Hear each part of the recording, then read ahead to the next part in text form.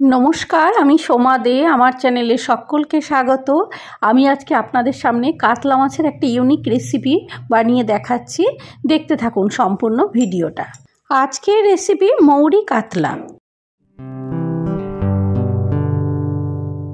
এখানে একদম ফ্রেশ কাতলা মাছের 8টা পিস নিয়েছি। নিয়ে আমি আজকে একদম সফট জুসি মৌরি কাতলা বানিয়ে দেখাচ্ছি আপনাদের সামনে। প্রথমে মাছটাকে খুব ভালো করে ধুয়ে একটু লবণ, একটু লঙ্কার গুঁড়ো আর একটু লেবুর রস,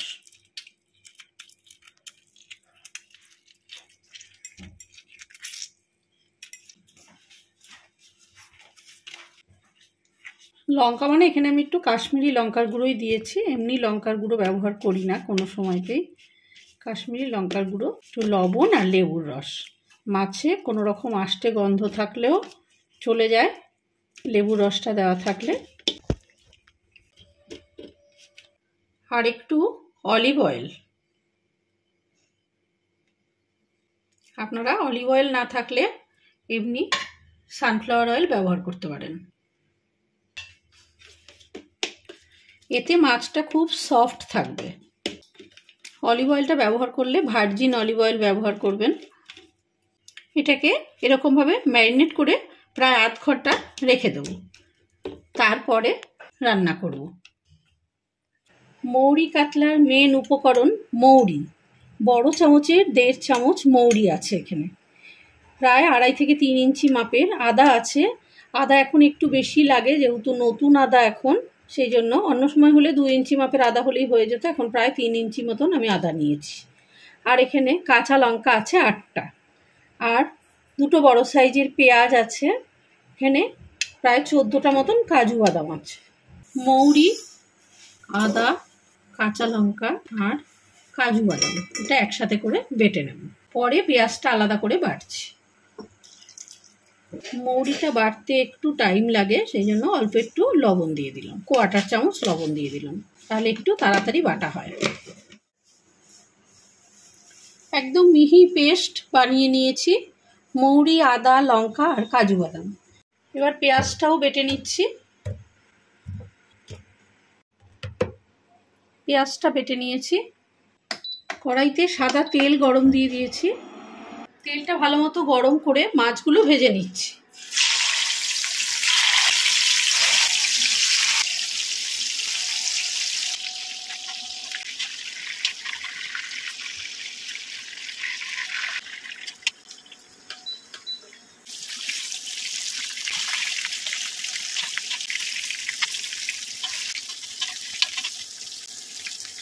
মাছগুলো ভাজা হয়ে গেছে, তুলে নিচ্ছি।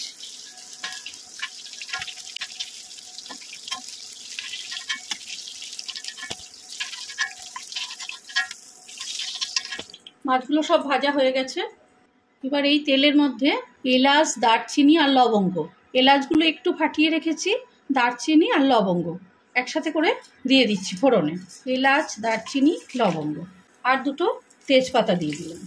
10-12টা গোলমরিচ দিয়ে দিলাম।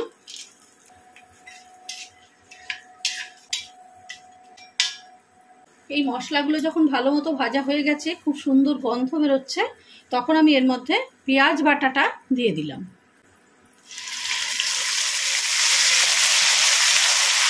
আপনারা কেউ পেঁয়াজ খেতে না চাইলে পেঁয়াজ বাটাটা দেবেন না, তাতেও কোনো অসুবিধা নেই, কিন্তু পেঁয়াজ বাটাটা দিলে টেস্টটা আরেকটু ভালো হয়। এই রেসিপিটা গরম ভাত, পোলাও, ফ্রাইড রাইস সব কিছুর সাথে খুব ভালো লাগে, রুটির সাথেও খুব ভালো লাগে। পেঁয়াজটা প্রায় 3-4 মিনিট ভাজা হওয়ার পরে এর মধ্যে যে মৌরি, আদা, কাঁচা লঙ্কা আর কাজু বাদাম বেটে রেখেছিলাম সেইটা দিয়ে দিচ্ছি।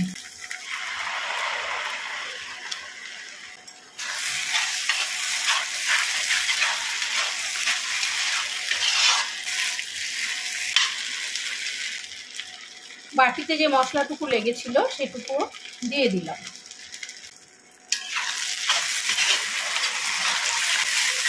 এই রান্নাটায় কোনো হলুদ দেব না। ফ্লেমটা একটু লোতে দিয়ে মশলাটা ভেজে নিচ্ছি ভালো করে। অল্প একটু মশলার বাটি ধোয়া জল দিচ্ছি, যাতে মশলাটা পুড়ে না যায়। প্রায় 2 চামচ মতো জল দিলাম। যেহেতু কাজু বাটা দেওয়া আছে, এটা কিন্তু একটু পরপরই নাড়তে হবে, নইলে মাঝখানটা ধরে যাওয়ার ভয় থাকবে।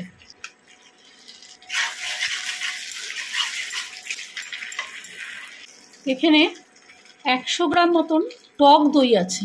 এই টক দইটা খুব ভালো করে আমি ফেটিয়ে নেব। প্রয়োজন হলে মিক্সিতে দিয়েও ফেটিয়ে নেওয়া যায়। টক দইটার মধ্যে একটু নুন আর একটু চিনি দিয়ে নেব, চিনি দিয়ে ফেটাবো। প্রথমে শুধু একটু ফেটিয়ে নিলাম।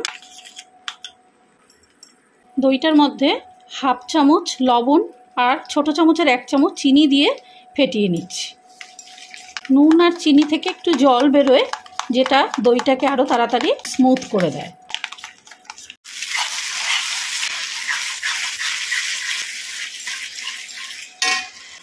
আর একটু জল দিলাম।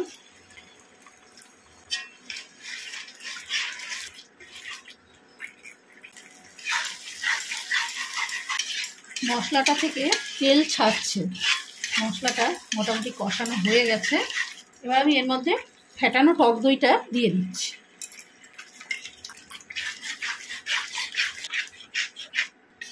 ওভেনের ফ্লেমটা কিন্তু লোতেই আছে। মশলাটার মধ্যে ছোট চামচের 1 চামচ লবণ দিলাম, ছোট চামচের 1 চামচ চিনি দিলাম। দইয়ের মধ্যে ছোট চামচের 1 চামচ দেওয়া ছিল, আর ছোট চামচের আর 1 চামচ চিনি দিলাম। দইটার টকটাকে ব্যালেন্স করার জন্য একটু চিনি দিতে হবে, তবে টেস্ট হবে। ফ্লেমটা লোতে রেখে বেশ খানিকটা টাইম ধরে এবার দই সমেত মশলাটাকে কষিয়ে নিচ্ছি।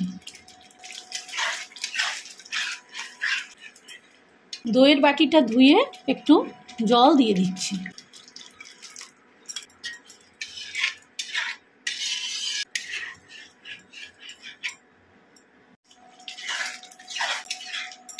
একটু পরপরই এটাকে নেড়ে দিতে হবে, কোনোভাবে যেন এটা তলায় ধরে না যায়। মশলাটা থেকে তেল ছাড়ছে, মাঝে মধ্যে এসে নাড়াচাড়া করে দিয়ে দিয়েছি। মশলাটা সম্পূর্ণ কষানো হয়ে গেছে, এটা থেকে তেল ছাড়ছে। এবার আমি এর মধ্যে 1/2 চামচ গরম মশলা দিলাম, গরম মশলার গুঁড়ো।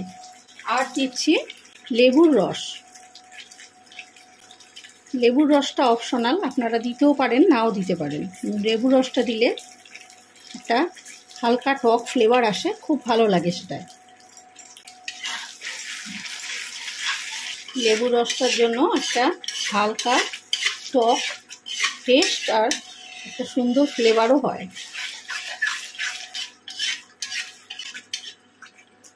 এবার আমি এর মধ্যে জল দিয়ে দিচ্ছি। 8টা মাছ, সেই জন্য আমি 1.5 বাটি পরিমাণ জল দিলাম। এরকম বাটি 1.5 বাটি জল দিলাম।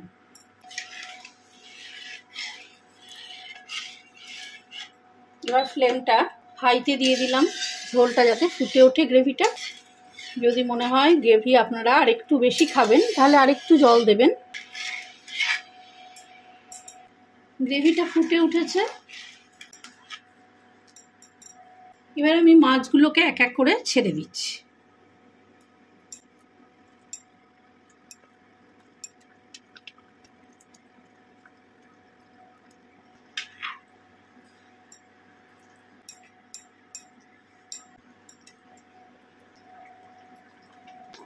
মাছটা প্রায় 3 মিনিট ধরে ফুটছে। এবার আমি মাছগুলোকে একটু নাড়াচাড়া করে উল্টে দিচ্ছি। এই সময় অবশ্যই আপনারা নুন মিষ্টিটা চেক করে দেবেন। এবার আমি এর মধ্যে একটু ঘি দিয়ে দিচ্ছি।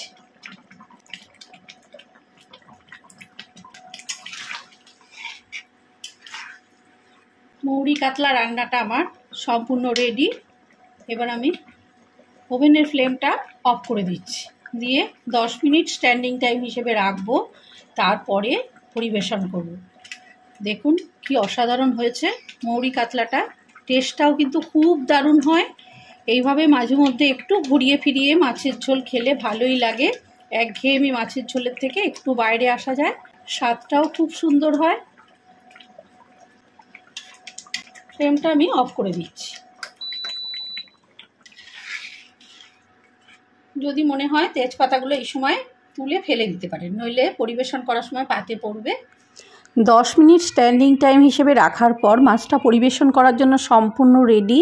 দেখুন কত সুন্দর হয়েছে মাছটা। অবশ্যই বাড়িতে কিন্তু ট্রাই করবেন এইভাবে মৌরি কাতলা।